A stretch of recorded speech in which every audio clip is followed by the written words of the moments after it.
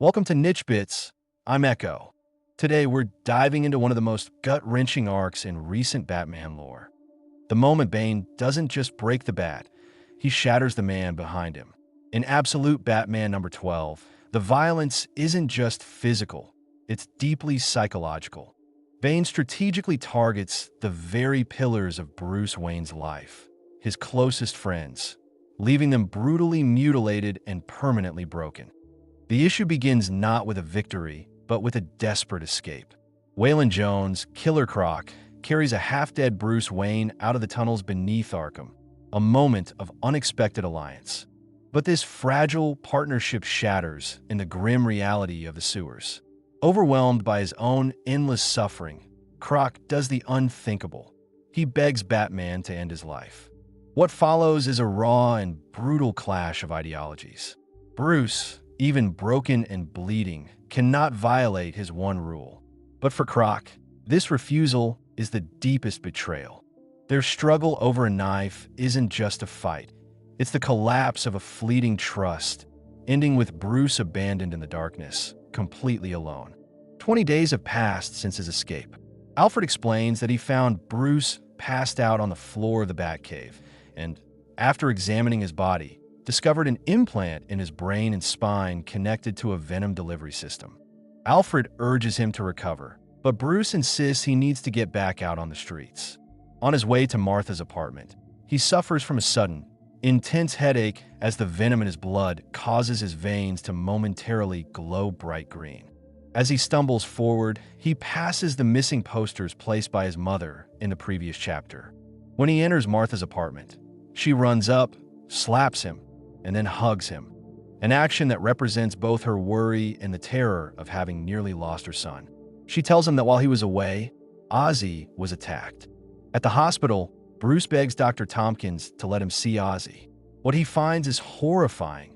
Every bone in Ozzy's body broken, leaving him deformed and in constant pain. Bruce asks whether Harvey has come by, but he's told Harvey is in the next room. Upon seeing Harvey, Bruce is confronted with another nightmare. Bane has crushed Harvey's skull, leaving it cracked down the center, and he has suffered third to fourth-degree burns across his entire body.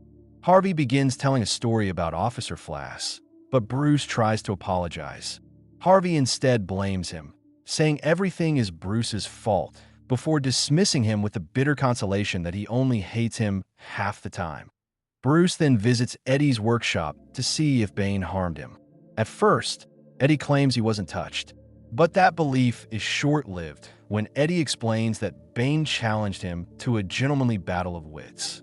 As Bruce steps closer, he's horrified to see the back of Eddie's skull missing, with cables running directly into his brain.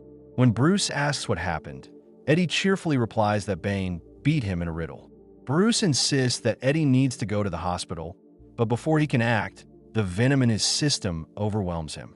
His left arm swells, turning green as pain doubles him over. Unfazed, Eddie tells Bruce that Bane has challenged him as well, and asks what he's going to do about it. Back in the cave, Bruce calls the Red Hood gang and orders them to stand down and cease all operations. But before they can respond, he cuts the call short and tells Alfred he should have taken the money. Alfred asks if he's shutting down operations. Bruce yells back that Bane broke his friends, to which Alfred solemnly replies that he did. He then asks if Bruce is going to let Bane break him too. Suddenly, an alarm goes off in the Batcave. Someone has breached inside. Alfred suggests it may be Bane as they arm up to fight. They spread out to search, but instead of Bane, a mechanical tendril snakes down and grabs Alfred, knocking him out. A figure wearing a featureless helmet with cat ears drops down. Bruce demands to know what they're doing, and it's revealed to be Selina. That's my breakdown of Absolute Batman number 12.